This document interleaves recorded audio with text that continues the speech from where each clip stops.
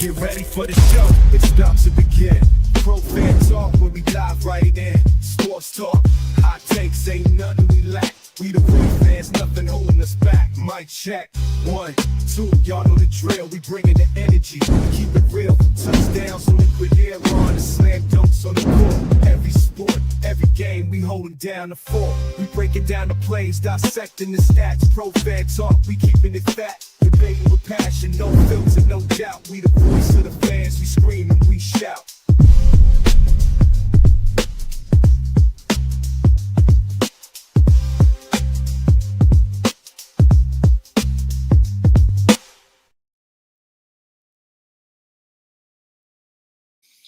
What's going on? What's going on, good people? Happy Thursday to you.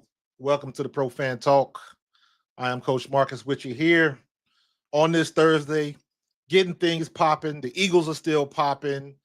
NCAA basketball is popping. The women start their Final Four tomorrow. The men get started pretty soon. A lot of stuff going on. They still talking about the tush push. They can't come up with a damn decision. These folks is acting like punks and sometimes worried about the wrong things, man. It's crazy. Mass hysteria, cats and dogs living together, all that kind of mess, man. But what's going on? Glad you could join me. K Chanel 30, first out the limo. You know I appreciate you. What's up, Cody K? As usual, hit that like button. We got 3 people in, but we're going to keep on climbing, keep on going to the top. Got a special guest for you tonight. We're going to get to it pretty soon. But yeah, man, just the topics of the day. Really coming out of the NFL, everybody and their mama still talking about that damn tush push, that brotherly shove. You know what I'm saying? It's still, they mad at us that we can run it right. They trying to get rid of it. They tabled the vote. And basically what that means is we're going to come back to that in about a month or two and let me massage the wording of it so it'll turn in my favor. Because at the end of the day, Roger Goodell really doesn't want it. He's the commissioner. And he going to find a way to make that happen. He going to find a way to get rid of it. So we on borrowed time. Maybe we'll get it for another year, but eventually it's going to be out of here. But I say if they get it up out of here, we're going to find another way to do it anyway. So it is what it is. So I wish all these teams would stop bitch moaning and complaining. But you know how that goes. They don't like us. We don't care. You know what it is. But got a special guest. Been meeting this guy. We first met up in 2017 at the Eagles Parade. Then we met up again a couple weeks ago at this year's Eagles Parade. Real good dude, defensive tackle for your Philadelphia Eagles. Coming out in 1998, child of the 90s, kind of in my era. But want to bring him on the mic. Without no further ado, ladies and gentlemen, please welcome Brandon Whiting. What's going on, brother? Not much, man. It's good to be here. Good to have you. We can start out right now, man.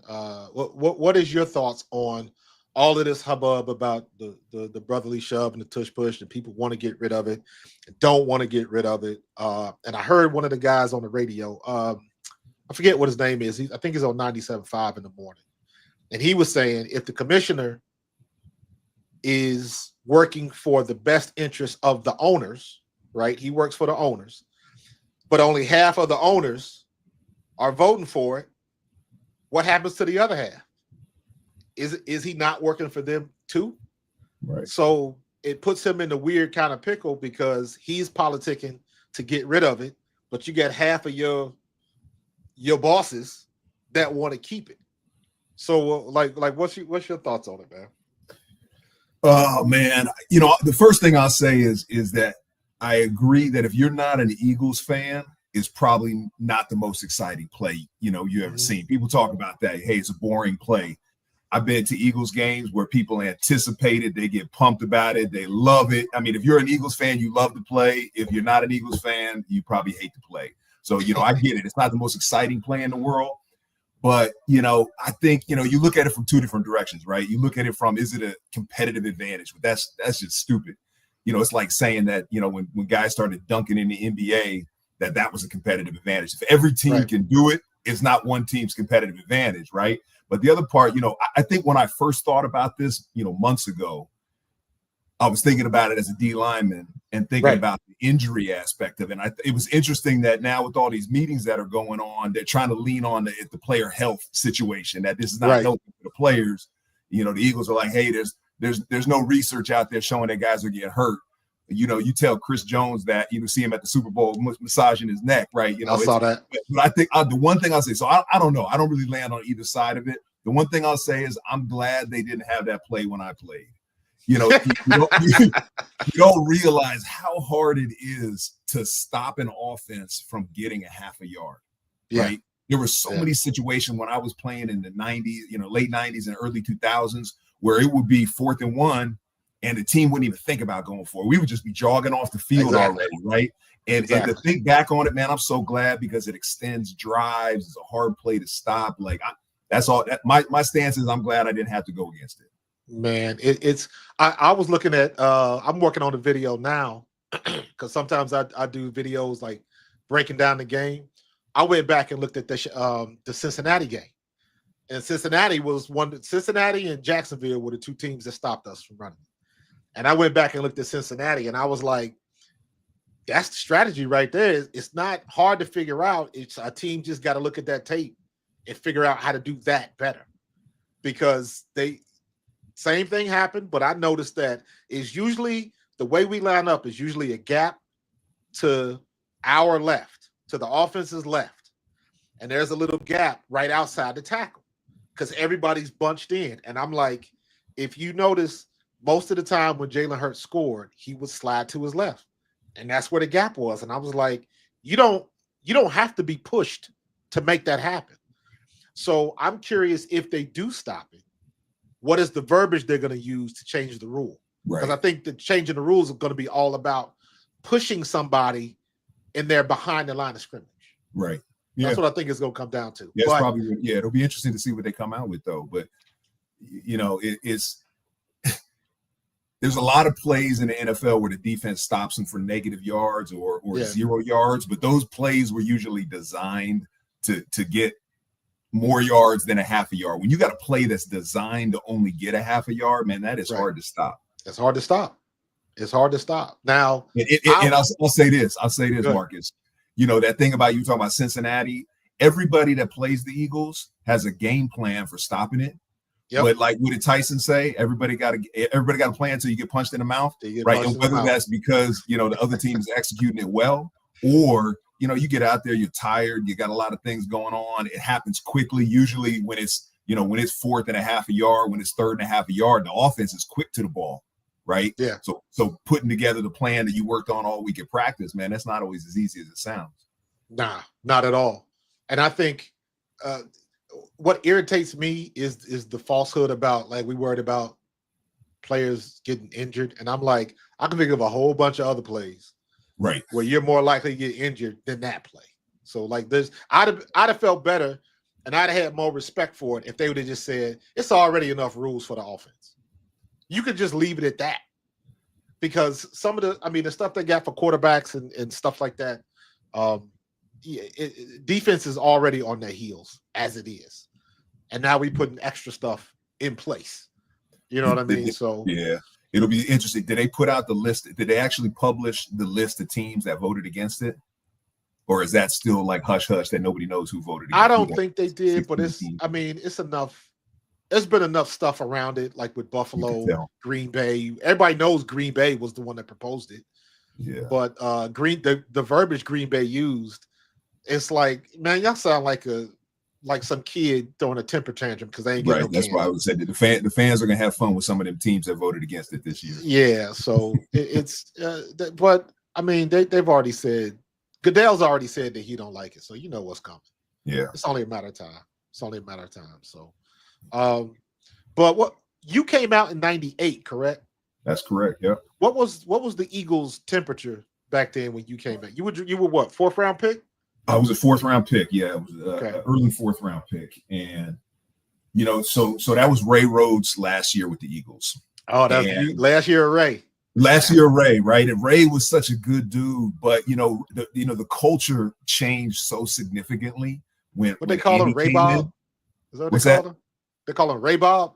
Ray Bob, yeah. Ray Bob was what we in the industry like to call a player's coach, Yeah.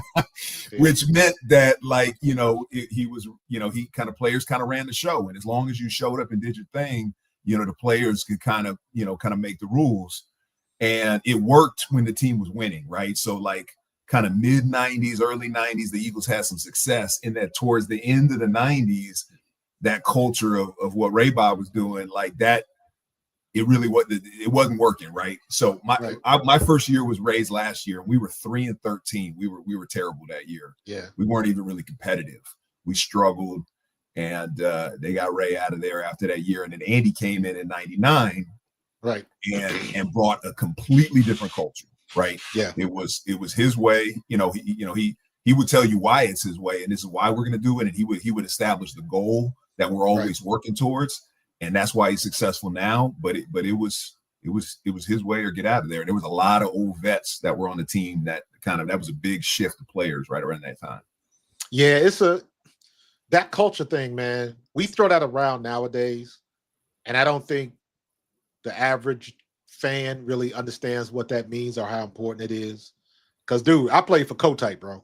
So, but luckily, I also played with Seth and Clyde and Eric Allen and Wes Hop and Willie T.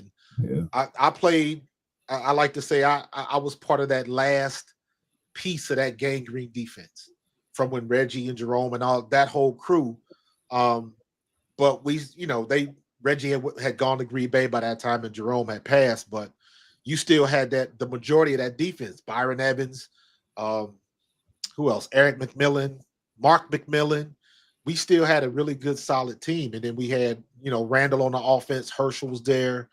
So we still had a good group of leaders. Right. And Kotite just, I think he was kind of a player's coach, but it just wasn't working. And plus we had injuries and stuff. That was my rookie year was the year that Randall got hurt. But when you fast forward to the end of Ray and the beginning of Andy, and I remember specifically when they brought in Doug Peterson to play quarterback. Mm-hmm. And I was like, immediately, man, this looks so bad. I was like, what, come on, like get 5 in there and let him figure it out. But credit to Andy Reid, he had a plan, and I know it looked bad, but Doug Peterson was teaching Donovan the offense and everything he had to do, and it worked. And he knew what he was doing, and he wanted to change that culture. Very similar to what it manifested the same way, but the beginning was a little bit different because Sirianni came in and changed the culture, especially after Doug Peterson left, after winning the Super Bowl. And then, of course, the famous his first press conference, and everybody was like, what have we gotten ourselves into? Because you didn't think he had it into, man. But it's a funny thing when you give somebody the opportunity to show what they can do, and that's exactly what Sirianni did. Absolutely, and sometimes it's timing too. Like like everybody has a culture plan, but I remember I'm thinking about because my career ended with the Eagles, or I was gone from the Eagles before Andy left. But I remember when Andy left from the Eagles and moved on, and people asked me about that. I'm like, you're not going to find a better football coach than Andy, right? But it might be time for a different message in Philadelphia, right? Because the message is maybe getting old, and the new message that comes in when everybody's listening, it's either gonna hit or it's not. People are going to buy into it or they're not going to buy into it, right? And so that you talk about Nick when he had his first stuff going on, it was like, hey, when the players buy into it, things happen. Yeah, man, it's something to be said when you will. The phrase "I'll run through the wall for that coach," because everybody don't get that. Everybody does not get that, and it's a beautiful thing when you get a coach that can get everybody facing in the same direction. And again, I think fans don't really understand, especially now in this social media age. They do not understand how supremely difficult that is with all the distractions and all of that kind of stuff. And I can even look back on when all of that stuff happened with Antonio Brown in Pittsburgh, when he, was going live on MySpace or whatever, when Tomlin was I was like, Who would do that? Who would actually do something like that? But then you look at some of the stuff that's going on now, and that's small potatoes. Right.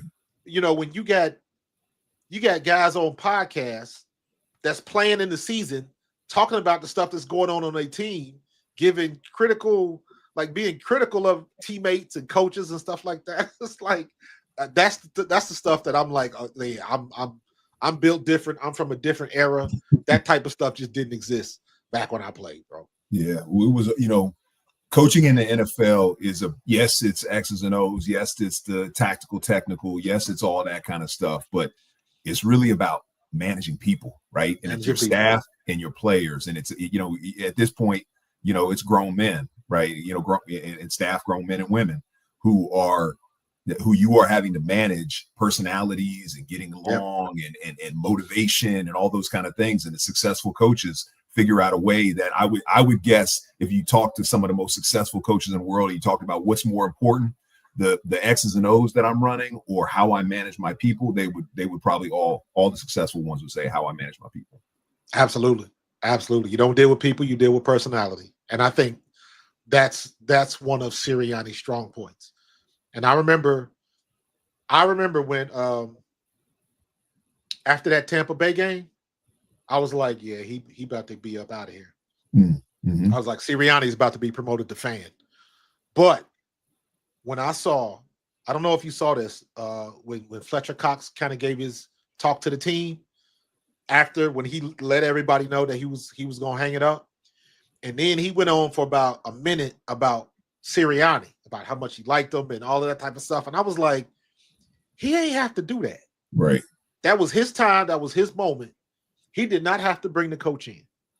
So that was totally unscripted, and that was because he wanted to do it. So immediately I was like, he got something. That coach got something. And them dudes in that locker room had bought in. Regardless of how it ended, they bought in. And he also brought up a good thing where he was like, this is on us. Coaches don't go out there and make tackles. They don't get into coverage.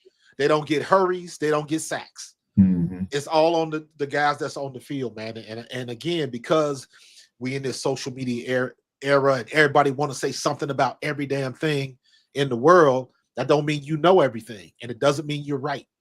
Yeah. So a lot of times, and I'm sorry, go ahead. No, I was gonna say you know it from being a player and from being on this side that like there's so much media out there. There's so many fans. There's so many opportunities for people to say what they think. You really truly, no matter if you're an insider or you got insiders telling you what's going on, you really never know what's going on in the locker room. That's a sacred place for players and coaches that we rarely get a glimpse at. And, you know this, like we talk about it, whether a coach has lost the locker room or not. Yeah. And you can see things and have the media say that guy's job is, his days are numbered, his seat is hot. But if he hasn't lost the locker room, he's still got a shot, right? It's when the coach loses the locker room, when those leaders like Fletcher Cox no longer back what the coaches are saying, that's when the coaches got to go. Right. And the one thing I say, and I find myself saying this all the time, I'm very interested to see how this plays out this year. But I am very keenly aware now, because now I'm looking for it. When I hear a lot of the media heads and people on ESPN and the Stephen A. Smiths and people on First Take and all of them people that's got the media attention. And I've become keenly aware of who does not watch the games. But somebody shuffling stats and analytics in front of their face, they just reading off of it. But clearly they don't have any context. They didn't watch the game. They didn't know who was hot, who wasn't, all of that type of stuff. And I was like, yeah, I got to reevaluate this. And it actually made me start studying the game even more, because it's too many people out here that's talking all that yak and they really don't know. They're not studying, they're not watching film, none of that stuff. And you got too many resources not to do that, and people still buy that crap. Yeah. And you watching all the sports. That's why you so busy. That's why you get no sleep. I'm trying, bro. I'm trying. I'm looking forward, man. And it was like we were at the parade, then we had to come off the high of the parade, and the next thing you know, you got all these deals going. Everybody and their mama getting paid $90 million deals, and now we got the draft in 3 weeks. And it's like it's been nonstop. There ain't no No, off season, especially none. when you're going deep into the playoffs. There's no off season anymore. Man, it's crazy, bro. It is crazy. Now, when you left the Eagles in 03 or 04? It was 03.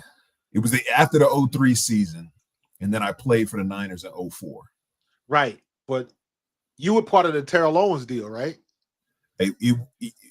Yes. I guess the short answer is yes.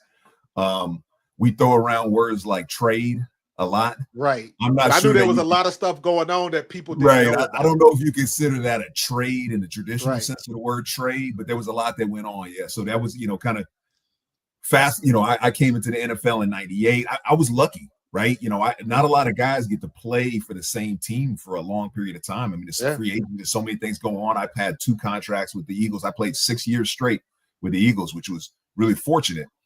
But, at that point, T.O. was trying to become a free agent.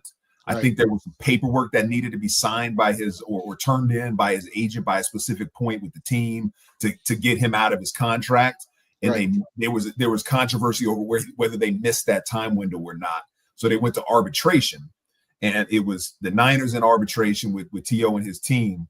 And they ended up my side of the story, and this is one person's side. T.O. probably has a little bit more insight into what was going on. And we were ships passing in the night. So we never really, were in the same place at the same time. But my understanding was that there was a point when the Niners realized they weren't going to win arbitration, that he was going to be gone and they were going to get nothing. Right. So there was a settlement kind of mid-arbitration that we're going to settle this thing. And I feel like Baltimore, the Ravens were involved in some way. Maybe they were part of something that was going on. The Ravens got something that it had to do with maybe a low draft pick. And then the Eagles got T.O., and then I got shipped out to the Niners. So I wouldn't call it a trade, but part of that transaction, that's what put me out in 49ers. Right, because I had Darwin on a couple weeks ago.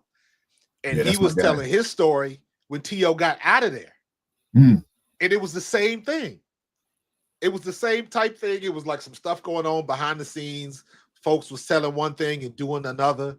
And it was the same. He explained basically the same type of scenario. Like it was not a smooth transition. And everybody was trying to, move and shake in the backgrounds.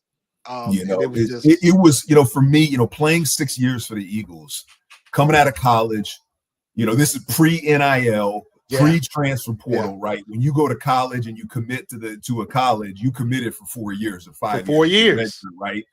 So I was at Cal for 4 years, and then I got to the Eagles and played there for 6 years. And in my mind, it's kind of the same thing. Like, hey, I'm committed to the team. They're committed to me.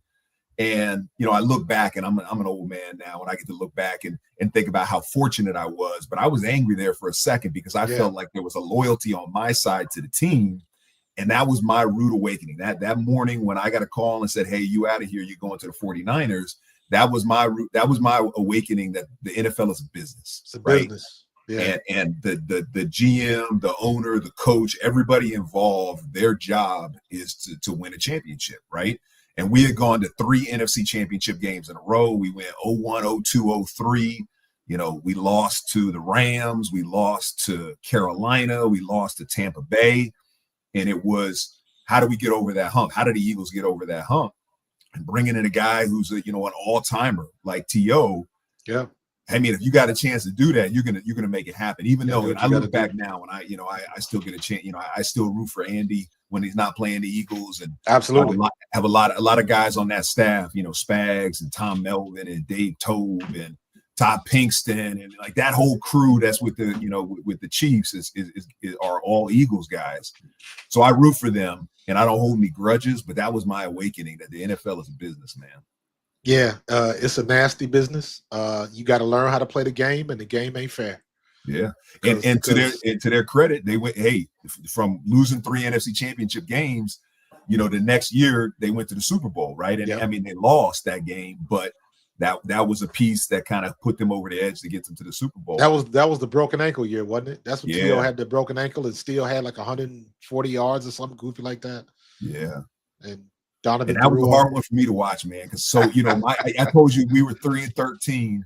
my first Yeah. year with Ray as the coach with the Eagles. And then the next year, Andy's first year, we were 5-11. But if you could ever imagine that two different teams, 3-13 and 5-11, just had a different feel to them. Yeah. The 5-11 team felt like we were going somewhere. We were competitive, and even in the games that we lost, and we were excited about the offseason. We came the next year and we were 11-5 and went to the playoffs. And then we started that whole run. And then when I got traded, I went out to the Niners, and the Niners have had some really good seasons in years past and some really good seasons recently. That year that I was in the Niners, we were not good. We went back to a team that was in an old practice facility. You know, we had just built they had just built the Link and the NovaCare complex. And I went out to the Niners when they had the old Candlestick Park. Candlestick. The old practice facility. And I think we finished that year 3-13 again. You know, when I was hurt, I ended up halfway through that year tearing my ACL in October, Soldier Field in Chicago on Halloween night in October.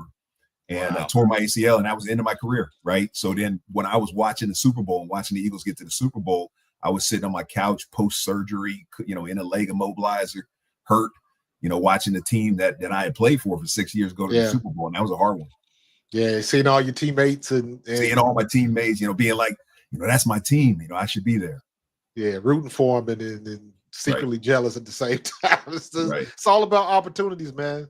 Right. It's all about opportunities. Being on the right team with the right people at the right time.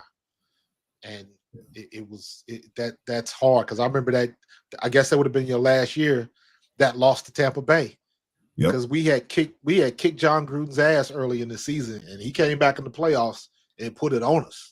Yeah, just like totally out. I remember that was the game where they kept saying in the media that, you know, that was when Tampa Bay can't win when it's cold out. When it's cold out. You know, historically, the Tampa Bay has never won a game if it's below 32 degrees. And you know, I think it was like 5 degrees or something in that game. Yeah, like, oh, we got this one, and we had already beat him earlier in the year, and that was the one we should have won.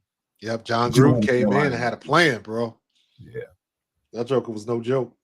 Yeah. But how do you, well, let me ask like this. What do you like or dislike about the NFL as it exists today? That's a great question. You know, I look at it and I think there's so many things about the NFL that are similar. You know, my last year was 04-05, so it's been 20 years. You know, it's hard to think about, man. Time flies. It's been 20 years. But you look and there's so many things about the NFL that are the same, right? And then there are some other things that have just changed so dramatically. So like what do I love now? You know, like I'm a fan. I think we talked about this. Maybe it was the 18 parade, or maybe, 17, 18 parade, or maybe it was recently. But, you know, I'm a fan of a lot of different sports. I watch, high level tennis. I watch Formula One. I watch the Tour de France. I watch NBA. I'll watch anything. And the reason that I love watching those sports is because to be able to see people that are at the top of their game, at their skill, just like master things that we always talk about like some things that as a fan that you should try to see how hard it is, trying to return, 140-mile-an-hour tennis serve, standing there in the box, standing up at the plate when someone's throwing 98 miles an hour at you. It's hard to imagine as a fan what that's really like. But to see people perform at just the highest level is just something that's just fascinating to me that I love to watch. So what do I love about the NFL now? That, these guys are bigger, faster, stronger. They talk about every single generation, bigger, faster, stronger. Some of the things that these guys, some of the things that these current players are doing with the NFL game, it's just exciting to watch. So there was a couple of years in there when I got hurt where I was like, I'm a disengaged from the NFL for a little bit, but I'm a huge fan now. So I love watching it. Guys take care of their body. They push their body, and they're, like I said, there's no off season. So like the idea of how far they can take their performance to is just amazing. Our generation, we weren't in the leather helmet generation, no face mask generation, but I look back, my biggest regrets that I had about my career is that, I ate terrible food. I was eating fast food on the way home, when the season was over, I always felt like, man, I need like a month or two to just rest, to get my body right before I pick up, working out and running again, getting back. Like it just was different, so guys take it seriously. They think of their bodies as their business. technology, and the what health they're and nutrition putting, technology. absolutely, and what they're putting on the field for performance is just it's exciting to watch. Yeah, yeah. I feel you on that food, man, because I was playing right at the time where Kentucky Fried Chicken came out with them rotisserie chickens, man. Bruh, them rotisserie chickens was something special, man. Yeah, I remember we used to have to get Popeye's chicken for the flight. You know, if you're a rookie, you would have to go get the, $200-$300 order of Popeye's chicken and bring it on the plane with you. Yeah. Oh, see, I was lucky. See, my vets was James Joseph, Herschel Walker, and Heath Sherman.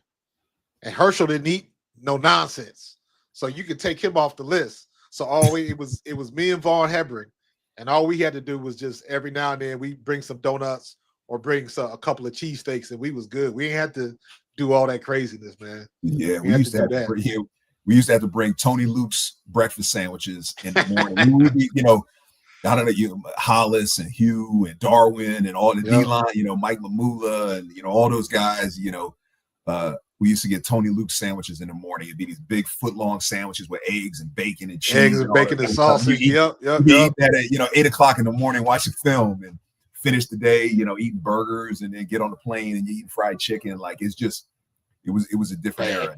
Just eating bad. Just eating bad. And plus, man, we go in the room and dealing with Otho. Now they got oxygen chambers and pitch black tanks and the technology that they have right now just to keep your nutrition in check, just to keep your health in check. I remember like when the dude, what's the dude that passed away that played for Baltimore? The big dude, the offensive lineman. Oh, was that Corey Stringer? Is that Corey Stringer? Yeah, he was the Ohio State guy, right? Yeah, and then they had the pills that you could swallow so they could monitor your core temperature. Just the technology that's involved in the game now. And now they got, they used to find us if you change your uniform. Now they got 4 and 5 different style helmets with bubbles on the top and in the back, and trying to prevent concussions and all that kind of stuff. And back when we was playing, all you had was the big covering Don Beebe used to wear when he was with Buffalo. That's about as good as you can get. Yeah. So now they got the stuff, man. It's crazy.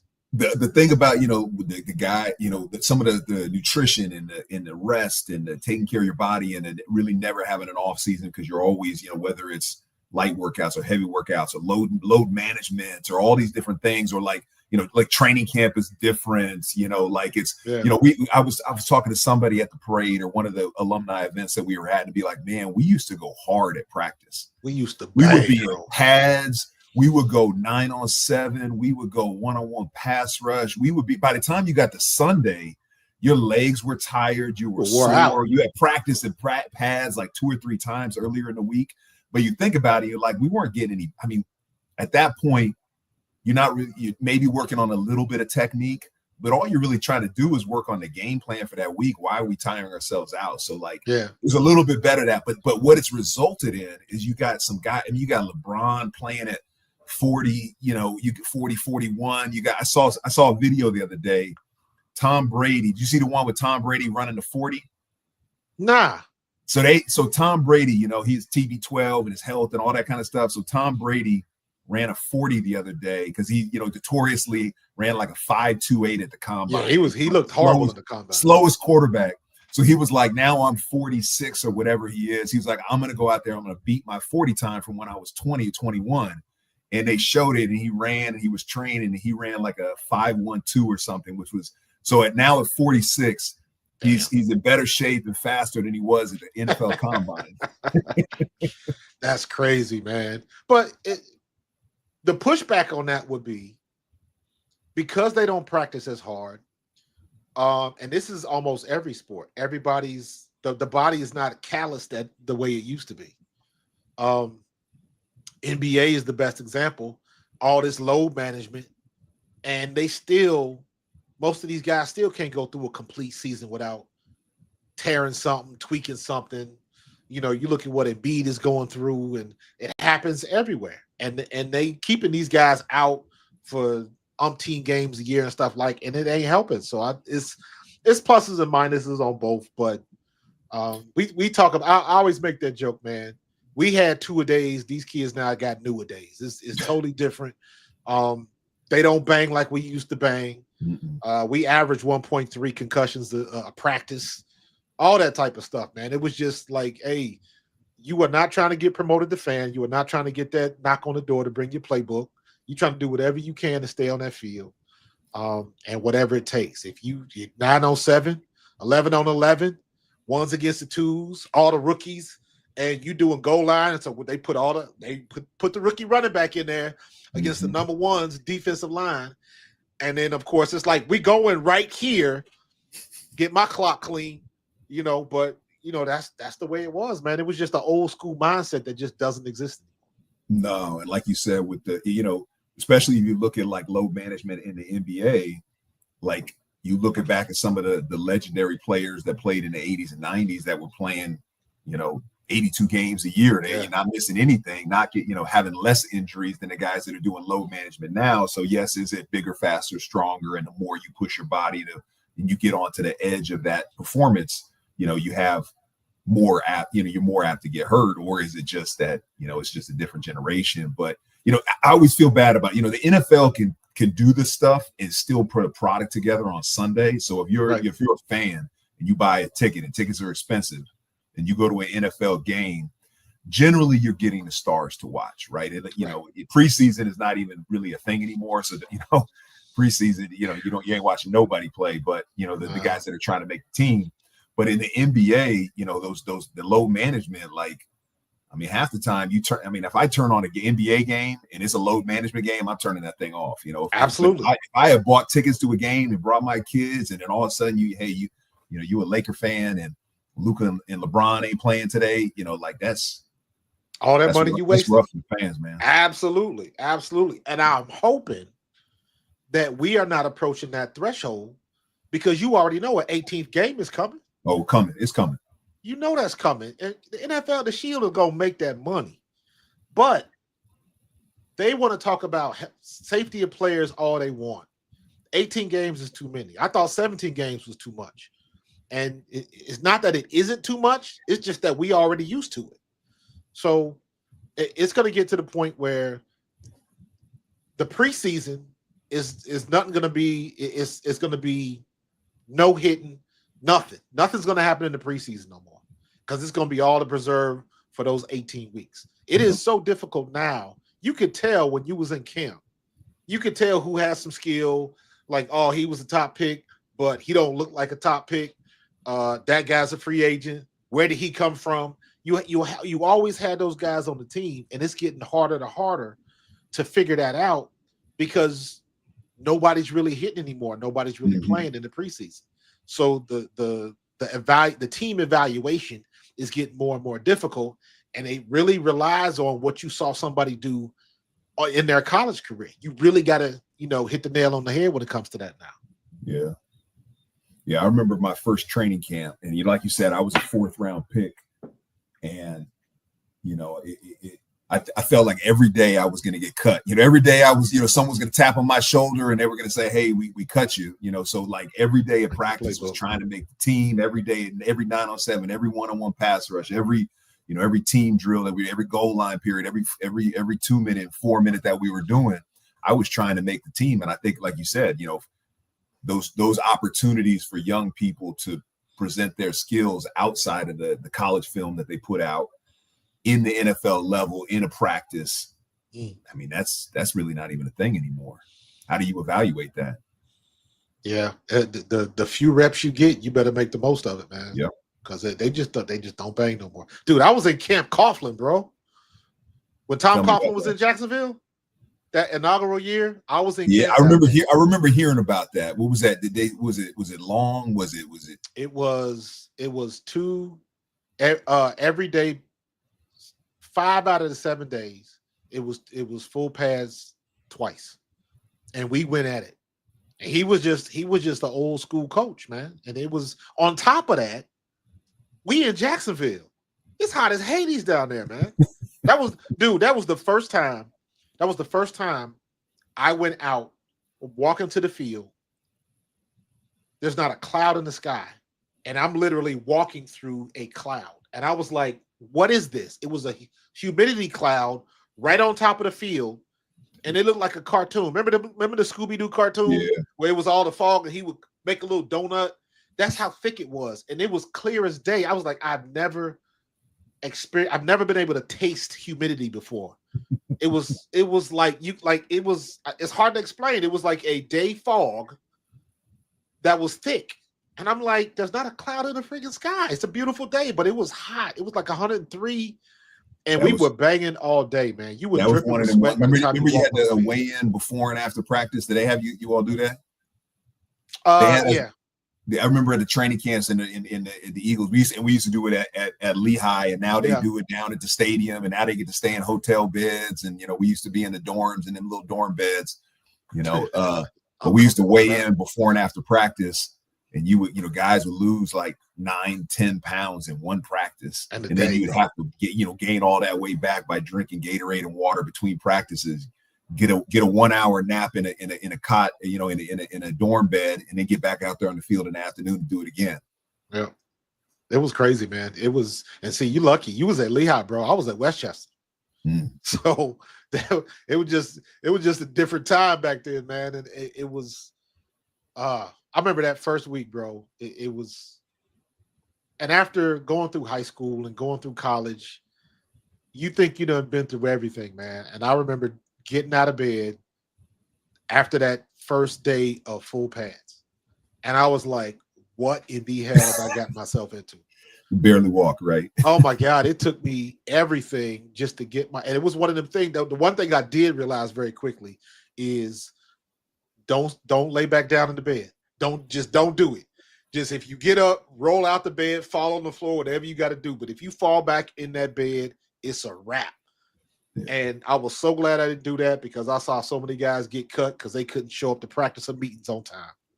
And it's like, man, you got to figure out how to get your body right.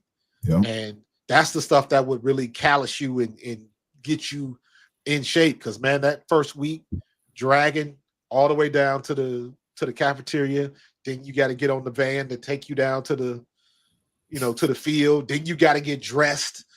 And then you got to get out there early so you can warm up, right? All that, dude. It was just. But that's the thing you're talking about, though, with the 18 games coming up in the next collective bargaining agreement, is that no matter whether it's Hard Knocks that they're trying, no matter how much the NFL tries to monetize practice, they're not making any money off of practice, right? All those things that you just mentioned, the NFL ain't making no money on that. There's not enough cameras. There's not enough fans that come out to training camp to make money on that. So the negotiating chip is the players can always be like, hey, we don't want to do XYZ padded practices no more. Right. So if you give us that, we'll give you 18. It's that back and forth. And I didn't think about it like that. Guys, hopefully playing longer and making more money and putting a great product out there that, guys getting hurt at practice ain't doing nobody good. Shoot, man, the money they're making now, that's why you've seen all these guys retiring at 28. Taking their money running while they can still think clearly and they can, all the marbles are still upstairs. You see it more and more of that, man. And it's but especially and the new generation coming up is making money before they get to the NFL. So that NIL stuff, man. Me and Darwin was joking the other week. We was talking about, man, we need to have a talk with our parents. Like we were born too early. Mm-hmm. Like just like I remember when I played, rookie minimum was 100. Now it's what, 750? And it's going up again. And it's like, oh my God, man. And just $90 million here, $110 million over there. And it's just like, man, they're throwing away money. Like it ain't, it's going out of style. Mm-hmm. Playing in the wrong era, bro. Yeah. Wrong era. I did not know you are a coach's son. I am. Speak on that experience because I know that can be trying in some situations. Because I think about, especially now, you don't have both sides of it. Like you look at the situation with Jalen. You look at, let's say, Venus and Serena. You look at all of the stuff that came out, like with Tiger Woods. So you got pluses and minuses on both sides. How was your experience being I mean, my dad was my coach when I started playing sports, Right. but you're talking about a different level when they're high school, college, Right. like that. Yeah, my dad was a high school coach my whole life. Okay. So, you know, they, like you said, there was goods and bads about it, right? Yeah. And mostly good, right? You know, so I grew up on the football field. You know, Right. I was ball boy for, you know, his team. So when you know, the challenging part, I think, for me was by the time I actually got to the team and was playing for the high school, all of the coaches already knew me as you know, Coach Whiting's son. You know, I was Coach's son. So like everybody already kind of thought they knew who I was, and then the players on the team thought that I would get preferential treatment. You know, so there was Right. like it was kind of hard to find your place on the team to stand out just as yourself because I had been around the program for so long. You know, I think I started ball boying for the team when I was 8 years old and probably did it till I was 13 or 14. But the other part of it was that it helped me find not just a love for the game, but a love for some of the things that made my journey possible, right? Because I wasn't the biggest guy. I wasn't the fastest guy. I wasn't the strongest guy, you know, coming out in my time. But being coachable, you know, being able to play different positions. You know, I played my last 5 or 6 years in the NFL at defensive end. I never played defensive end before I got to the NFL. I was a defensive tackle my whole life. Right. So I played defensive tackle in high school. I played defensive tackle in college. When I got drafted, I was a defensive tackle, maybe undersized defensive tackle, but I wasn't quick. So it wasn't like they were automatically putting me on the outside. And then at training camp, remember you talked about like iconic Eagles games, the pickle juice game, right? Yeah. The Dallas Cowboys pickle juice game was the first game of the season. And I can't remember if that was 2000 or what it was, somewhere in there. And before the year, right leading up to it, we had a couple of injuries. I can't remember if it was Greg Jefferson or Mike Mamula, a couple of injuries at defensive end. And Jim Johnson, you know, legendary defensive coordinator for the Eagles, Jim Johnson, came to me a week before the pickle juice game and said, "Hey, Brandon, we need you to play defensive end this week." I had never played defensive end a day in my life. Pick up the playbook, had to learn the whole playbook at defensive end. I had never played it and went out there and started in that Cowboys game, the pickle juice game at defensive end. And from there, kind of just played the rest of my career at defensive end on rundowns, at defensive tackle, on went inside on passing downs. But like the ability to pick up a playbook and learn it in like a few days, you know, like that was from being a coach's son. Like was thinking about the game through that lens and knowing, you know, how to study and being professional about it and being coachable and doing things for the team and working, you know, like all those things were instilled in me as a young kid and throughout my career. And those are the things that helped me get to where I was, you know. So I'm always grateful for it. But, you know, there were some times where being coach's son wasn't the easiest thing in the world. Man, listen, it's funny you say that. Listen, I want you to hear this. This is what when I told Darwin you was going to be on the show, right? This is what he said about you. I already know what you're going to say because Darwin always tells me this.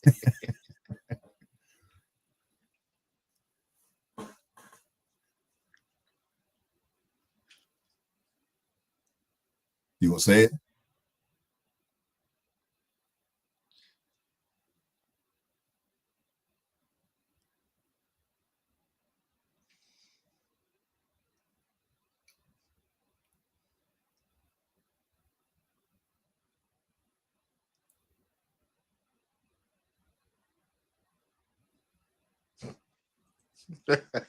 I couldn't hear it. Oh, you couldn't hear it? I couldn't hear it. I don't know. I couldn't hear it. He said you were the smartest player he's ever played with. Okay. He said you weren't the strongest, you weren't the fastest. You just always knew where to be. You always knew where the ball was going before the play was called. He said you were the smartest person he's ever played with. And he said if I talked to anybody else on that team, they would probably agree. Oh, that's funny. But Darwin's my guy, man. I love playing with Darwin, and I love seeing him when we go to the alumni events. But I thought you were going to say, he always jokes with me about, you know, there's times when, the other thing that I got from being a coach's son and having to use smarts and knowing the playbook from not just my position, but other people's position to stay on a team, right? Because every year I was playing defensive end, being a slow, moderately, talented player. Every year they were trying to bring in somebody to replace me. Every year in the draft, your job is up. Yeah, man.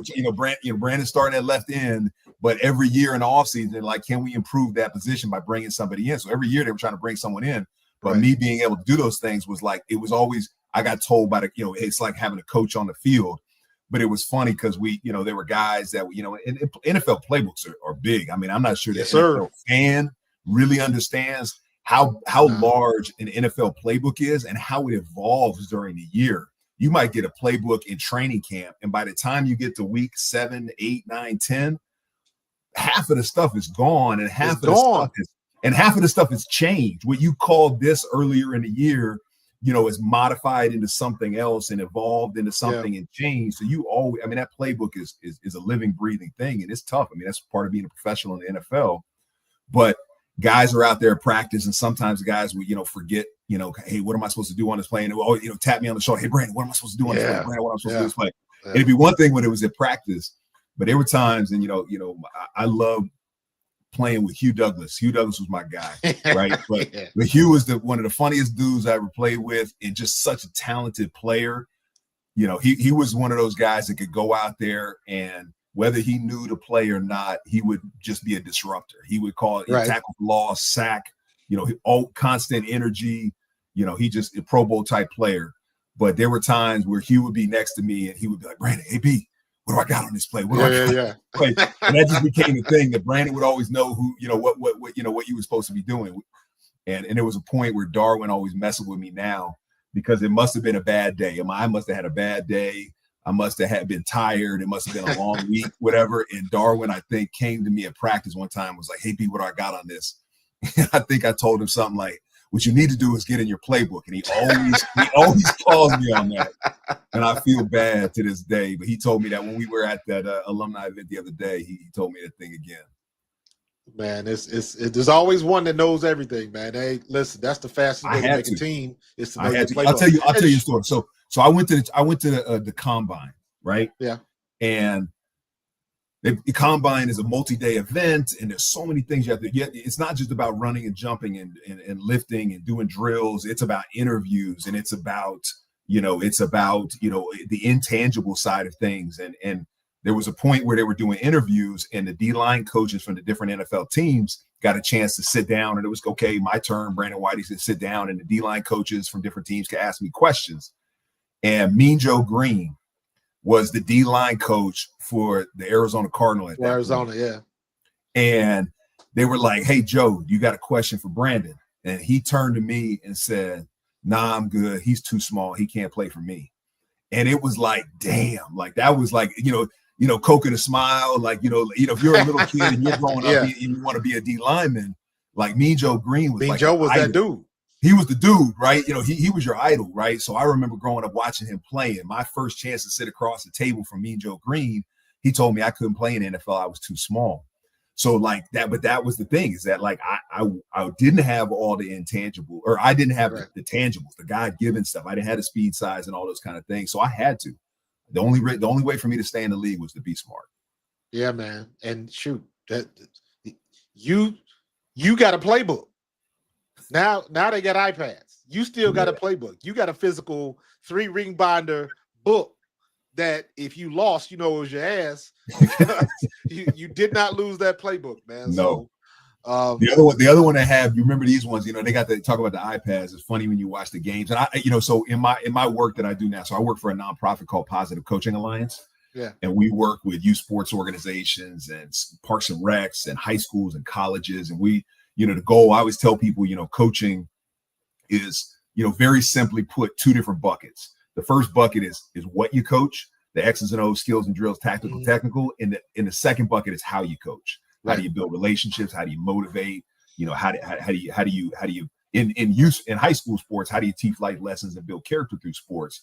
So we work with these high school programs now, and the technology that these high school programs have is so much more advanced than what we even had at the NFL level when I played. We used to get those still photos from the booth. Yeah, where they would bring the binder down, and it would be a black and white photo from like right before the snap, and then right after the snap. And you couldn't see nothing. They were sometimes it was blurry. Blurry. That's crazy, but man. It's crazy. Now you got iPads, and you can scrub and go back and forth. And now when you take stuff home to study, you got an iPad that's connected to a network of everything you want. I still had to bring tapes home. You had to have, if you really wanted to watch tape at home, you had to go buy either a Super Beta or a Super VHS. You had to let the coaches know you had to check tapes out like you was at the library. So it was a whole different process. So talking about being a coach's son. So when I was growing up, that the ball boy era of my career, when my dad was coaching, it was before the beta, before the tapes. Reel to reel. The reel to reel, right? Yes, you know. So he used to come home, and my dad would bring home those metal canisters with the canisters, the round canisters. And he would have the big machine, and he would set it up, and he would project it onto the wall, and you would have to splice tape, and you would have to rewind it by hand, and it with the little clicking noise, click, click, click, click, click, click. But I mean that's how I learned football, reel to reel. Every now and then they get tangled up. You have to turn it off real quick. You have to pull it out, thread it right. Oh man, and nowadays high school kids got their Huddle accounts and the iPads, and like you said, everything's connected and everything's connected. Everything's to the network, all that type of stuff. I used to do for a side hustle. I used to work at this. I used to be up at this sports performance place in Cherry Hill, and they would let me talk to the parents and like, hey, let me put together a highlight tape for your kid. I make a DVD for you and all. I was doing all of that stuff, man, and I would start getting, these parents would this one guy in particular, man, he bought me like 20-something tapes and wanted me to go through, do all the tapes, and it was like, a highlight, yeah, and it was, but the one thing I learned from that is I would tell the parents, I was like, listen, I was like, college scouts do not want to see a highlight tape. They don't want to see you dunking on Sister Marietta Poor. They want to see what you're doing in real situations. They want to see what you're doing when you're not getting the ball, when the play is away from you. Are you still hustling? What do you look like on the bench? And all of this stuff now, and like you fast forward to now, and one of my good friends, Willie T. Yeah, Willie T was too. Yeah, T was one of my best friends, man. T was my best man at my wedding, bro. Me and T was the vet that I got tight with when I was broke. But when he was a scout for the Raiders, he told me one time, he said, listen, man, he said, you really think we're gonna spend all this money on a player and we don't know what they doing down there on campus? He was like, they give all these, they do their homework. And I was like, these teams now, like probably the stuff that Big Dom is doing, got to go down there and do the homework. That's why we got Jalen Carter and nobody else did, because they were scared of him after that that car wreck. Yeah. So just the amount of information, and even with the climate and this social media landscape, man, because stuff can get out of control in a heartbeat. You look at what happened with did you see the stuff with Pat McAfee this week? No. He was on the show, and apparently there was a rumor that this girl at some school, it was a player and his girlfriend, and the rumor was the girlfriend had slept with her boyfriend's dad or something like that. And Pat McAfee went on his show and started talking about it. And then the girls put a lawsuit on him. Like, you just propelled this thing. Now she getting death threats and all this kind of, she got to move out of her dorm, all this type of stuff, man. And I'm saying all that to say the landscape that we are operating on, even with my podcast now, man, we can get information just as quickly as ESPN and Fox and all of that type of stuff. But at the end of the day, you still got to be responsible for the stuff that you're putting out there, man. And everybody's not like that anymore, because we didn't have to deal with that. We dealt with beat reporters. If somebody wrote something bad about you, that same dude that wrote that bad article had to come see you in the locker room and put a mic in front of your face. So at least they had to have the cojones to come in and look you eye to eye. They ain't got to do that now, man. They just keyboard warriors. But you were saying that, you were asking the question earlier about the difference in the NFL. There's so many great things, the product that they're putting out there, but yeah, the idea that as a player, people have access to you so many different ways. They have, whether it's, the combine that's changed, the combine that I talked about, what wasn't filmed, right? They didn't play the combine that I was talking about with me, Joe Green, on NFL Network. That was a private thing that the NFL fans had an off season. You got to watch the last game of the season in the Super Bowl, and the next time you got access to the players was during training camp. And for that 7 months in between or 6 months in between, you got to be a private person as an NFL player. Right. And nowadays you don't. And it's great because guys are getting a chance to monetize and do their things off the field so much easier and start their own businesses and their podcasts and get involved with things. But it's also got to be hard, man. Being an NFL talent now is being like a celebrity, where we were just athletes. We were just athletes back in the day. We were pro athletes. Now they're pro athlete celebrities. Yeah. Heck, and so you came out in 98. I came out in 93. That's only a 5-year difference. When I was at the combine in Indianapolis, we didn't do interviews. We didn't only the top picks talk to teams. That's what we consider the interview. Because when I checked into the hotel, my roommate at the time was Robert Smith from Ohio State, right? I saw him when we checked in the hotel. He stayed in that room for an hour and I didn't see him again because he was somewhere else, probably in a better hotel, doing his own thing because he was from Ohio State and he was the top pick, so he got that attention. But even that 5 years from when I was there, when you were there, you had interviews. Mm-hmm. And now they got interviews and you got to simulate like you on TV, and then you talking to somebody from the NFL Network, from Fox, from ESPN. Now you got people on site. You got people in the crowds. They showing your 40 time on the big screen. Right. You get an ovation if you run a 4.3. Where did this come from? So it's just to your point earlier about everything is monetized. Yeah. The Shield is going to squeeze every penny that they can get out of this league, man. And it's in every aspect of it now, bro. Every aspect of it. Let's see. Also good. Bro, that's about it, man. We've been rocking and rolling for a little over an hour now. That's good stuff, man. An hour now. So, but I appreciate you coming on, bro. That was it, man. I just like to talk. Well, I appreciate you having me, man. This is good. Anytime I get to talk about the old days, it makes me happy, right? I think people ask me all the time, do you miss it? And I'm like, I miss being around the guys. I miss the locker room. I miss 100%. What we built. The culture is what is built for the exterior. The camaraderie is what's built for the interior. That's that sacred spot where players can kind of the things that we did at training camp, the blood, the sweat, the tears we all did together, right? And the relationships that we built. So getting a chance to come back and talk to you, getting a chance to go to alumni things and hook up with old players like Darwin, who's one of my favorite players that I play with. It's a blessing. Yeah, man. It's all about the relationships that we had, bro. Even because like I was saying earlier, man, I didn't meet you until the 2017 parade. But then we connected a couple weeks ago. It was like that conversation from 2017 just extended. Didn't miss a beat, man. But that's what it is when you with teammates, when you got something in common like that, man. And that's the brotherhood of the NFL, man. And it's unlike anything else, man. So absolutely. I appreciate you coming on. I appreciate you guys joining me. We had a good conversation today. Dude, you have to come back again, man. We're going to have to keep this thing going, bro. For sure. Just ask. For sure, man. I'll be here. All right, brother. I appreciate you, man. I will talk to you.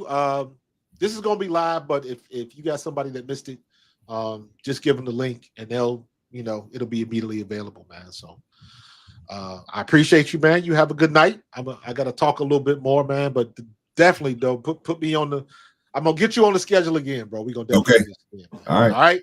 I appreciate you, brother. All right. Sounds good.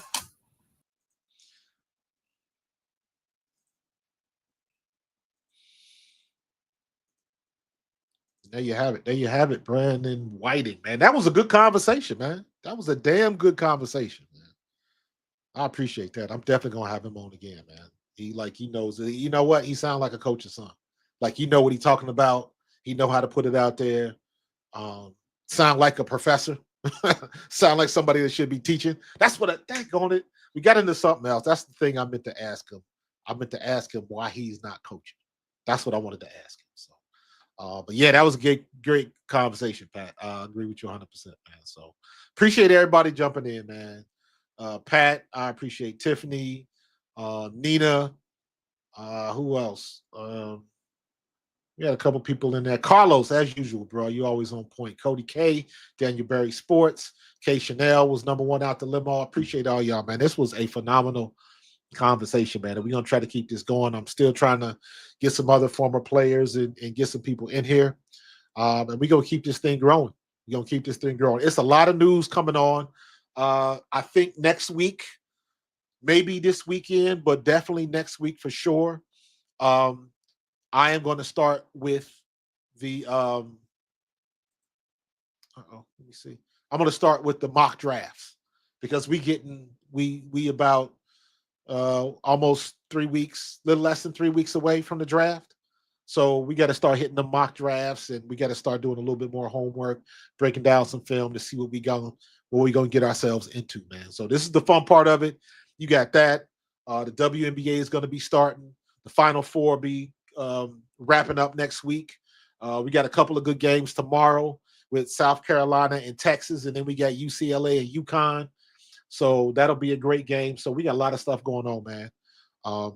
Got to keep the wheels moving. So I appreciate everybody jumping on. Y'all be safe out there. I love you. God loves you. Y'all be safe, and I'm gonna see y'all tomorrow for sure. All right, go Birds.